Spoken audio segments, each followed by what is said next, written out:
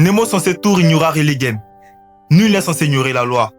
Un adage que vous entendez partout, surtout lorsque vous êtes dans des situations où le droit se doit d'intervenir et que vous brandissez l'excuse du « je ne savais pas ». Parce que la loi est Dieu et que c'est la loi, il est impératif pour nous de connaître celle-ci. Connaître la loi, c'est connaître ses droits et ses obligations. C'est également se mettre à l'abri de toutes les sanctions pénales et toutes les sanctions civiles.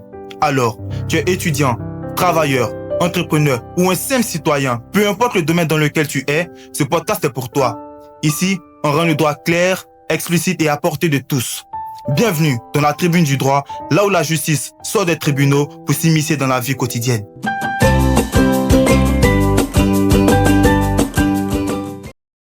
Comme il était annoncé au début de notre rendez-vous, nous recevons dans notre rubrique le rendez-vous du juriste, un éminent juriste. Reconnu pour certains, connu pour d'autres, il s'agit de monsieur Hachi Aye, juriste de formation, titulaire d'un master en droit des affaires. Bonjour monsieur. Bonjour. Merci d'avoir accepté notre invitation. Plaisir pour moi. Je rappelle que vous comptez plus de 60 000 abonnés sur vos comptes. Ok, aujourd'hui avec vous, nous allons parler des erreurs commises par le bailleur et le locataire dans le bail d'usage d'habitation. Monsieur Hachi, Oui. est-ce que vous pouvez nous dire en quelque sorte, lorsqu'on parle de bail à usage d'habitation, de quoi est-ce qu'il est question réellement?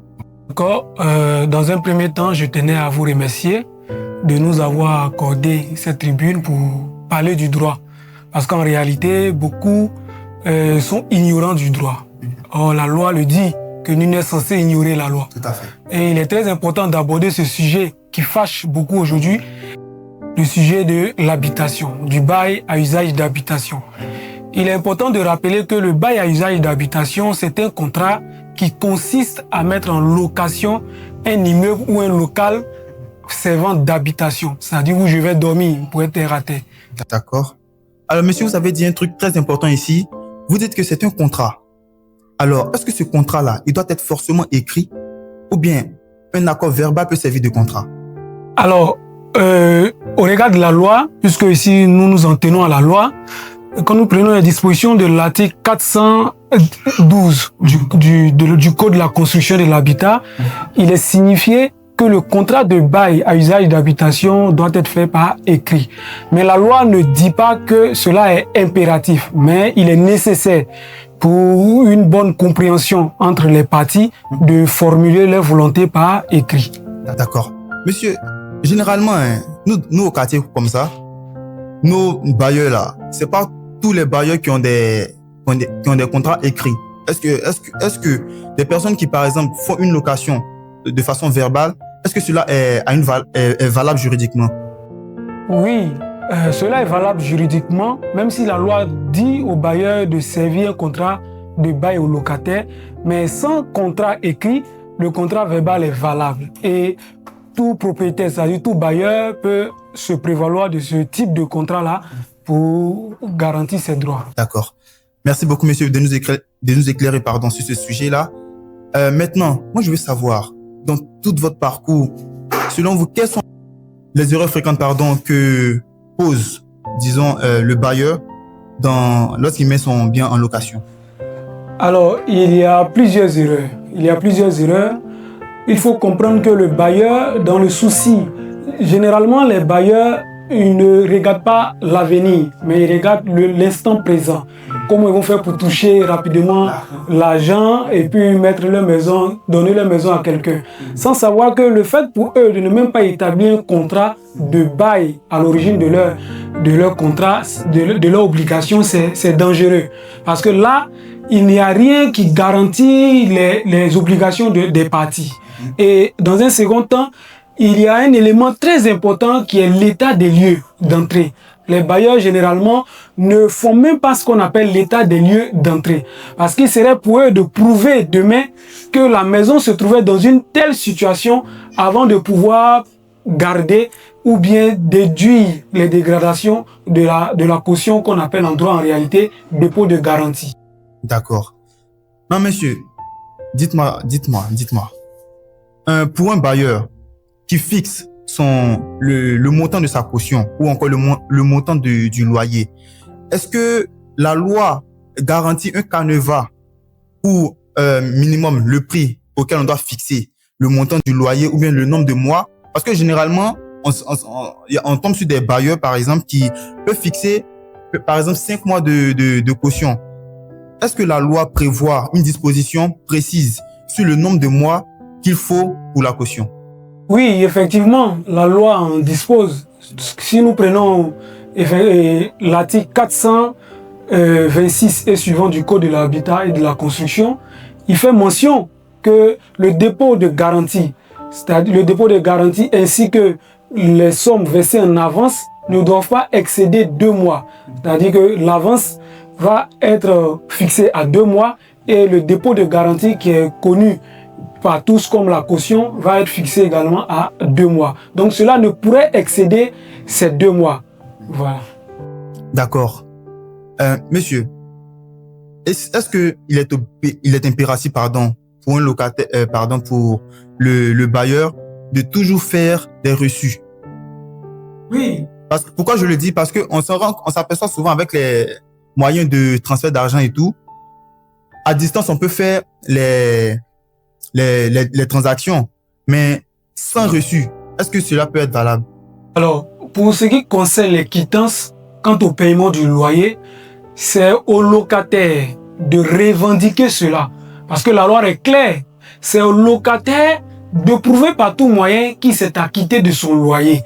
Et donc, ce tout moyen-là prend en compte également les quittances qui lui sont délivrées à chaque fois qu'il paye son loyer. Parce que demain, si le bailleur dit qu'il ne reconnaît pas, il reconnaît pas que tu as payé un tel nombre de mois, c'est à toi, le locataire, de prouver par tout moyen que tu as effectivement payé ton loyer. Donc, il est possible de payer par transaction, mais il faut quand même garder la preuve ou bien signifier chaque fois au bailleur que cet argent correspond à mon loyer.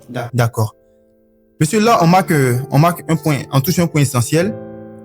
Concernant la caution, surtout le loyer, est-ce que le propriétaire, disons le bailleur, a le droit d'augmenter le loyer comme il veut? Alors, ça c'est une très belle question parce qu'aujourd'hui, il y a plusieurs qui nous appellent et qui vivent cette situation. Il faut comprendre qu'au regard de la loi, toujours au regard de la loi, le législateur a fixé des conditions quant à l'augmentation ou à la réduction du loyer. Il faut comprendre que on peut réviser le loyer à la hausse comme à la baisse. Et le législateur a donné des conditions. Il faudrait que le locataire en présence dans la maison ait passé au minimum 3 ans. 3 années dans le local avant que le bailleur puisse donner une augmentation. Et cette augmentation doit être signifiée au locataire par tout moyen pouvant servir de preuve d'émis. D'accord. Merci déjà, monsieur, pour cette belle réponse. Et j'ai une question qui m'intrigue un peu, une question à laquelle j'aimerais avoir vraiment une réponse. Au niveau de la caution, moi j'ai connu une personne qui me racontait sa situation, qui a dit un jour que cette personne-là, lorsqu'elle a déménagé de là où elle était, le bailleur a mis du temps à lui restituer sa caution. Du coup, est-ce que vous pouvez dire à toutes les personnes qui nous suivent quelle est la durée légale pour un bailleur de restituer la caution d'un individu? Alors, également, ça c'est une très belle question parce qu'aujourd'hui, les bailleurs, surtout, ont du mal à restituer le dépôt de garantie que les a remis le locataire. Ils allèguent plusieurs motifs, mais il faut comprendre que la loi est claire.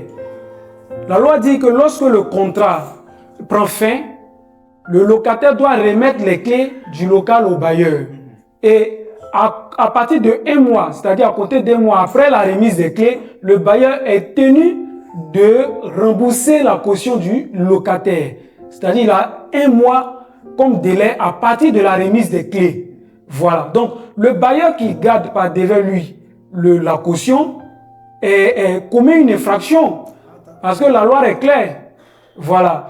Quand nous prenons les dispositions de l'article 467 du Code pénal ivoirien qui parle de l'abus de confiance, il a dit que c'est tout détournement, dissipation. Alors quand on parle de dissipation, c'est le fait pour une personne de faire disparaître un élément qui lui a été confié à charge pour lui de rendre. Alors que la caution, qui est le dépôt de garantie, est une somme qui est donnée au bailleur qui est à charge pour lui et il doit rendre cette somme. Et s'il est dans l'impossibilité de rendre cette somme parce qu'il aurait peut-être consommé, en ce moment, il viole un principe du droit pénal et donc il est en infraction. D'accord. Déjà, pour toutes les personnes qui nous suivent, retenez que votre bailleur a le droit de vous restituer votre caution 1 mois. Au moment où vous lui donnez la clé, il a 1 mois pour vous restituer votre caution. Donc on peut le convoquer pour ça, non? Oui, voilà pourquoi il est très important pour tout bailleur de faire un état des lieux d'entrée. Et au sortir également du locataire, faire un état des lieux de sortie. Comme ça, la loi dit, donne le privilège au bailleur, s'il y a des dégradations ou s'il y a des manquements du locataire, de soustraire dans la caution, voilà, dans la caution, tous ces manquements ou ces dégradations qui vont lui permettre de compenser les réparations. Mais à défaut de faire à défaut de justifier cette utilisation, il est en infraction. D'accord. Bien vrai que le bailleur souvent commet des erreurs, il en est de même aussi pour le locataire. Oui, effectivement. Et selon vous, quelles sont les erreurs qui sont vraiment fréquentes de la part du locataire?